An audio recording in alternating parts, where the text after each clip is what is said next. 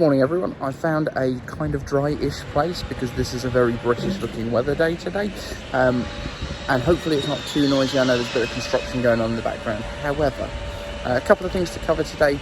Apple's stuff about Ukraine and what happened to the Apple event. So we'll probably come to the Apple event stuff first.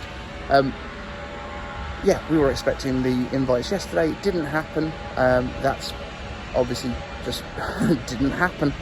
That doesn't rule out, though, the March 8th event still happening.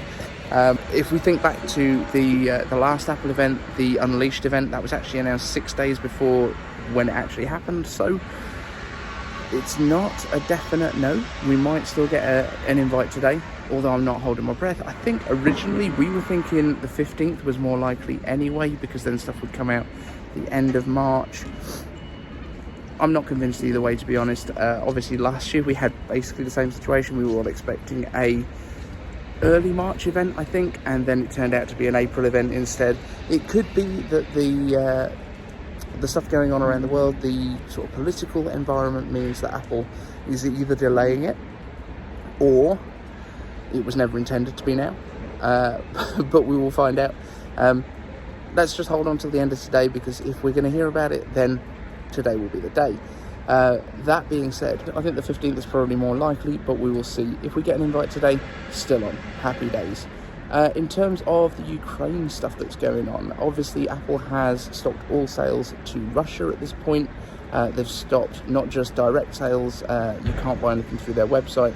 Initially people were wondering if this is purely because of the fact that the Russian ruble has dropped massively in value. Doesn't look like that's necessarily the case. I think there's a combination here of sanctions that are going on, obviously, against Russian businesses, but there's also additional stuff that Apple's done that probably isn't necessarily sanction-based. They have blocked, I believe it's Sputnik TV and RT outside of Russia itself. They've removed them from the app stores outside of Russia, and I think they've also switched off traffic alerts and incident alerts inside Ukraine, basically so that where stuff's going on isn't easily targeted, if that makes sense. I think that's basically what's going on there.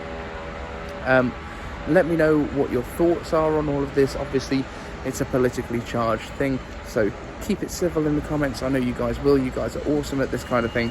But we'll update you later on today if we get the invites dropped for the event. Fingers crossed. The video was already ready to go yesterday. I was just ready to drop in the invite graphics.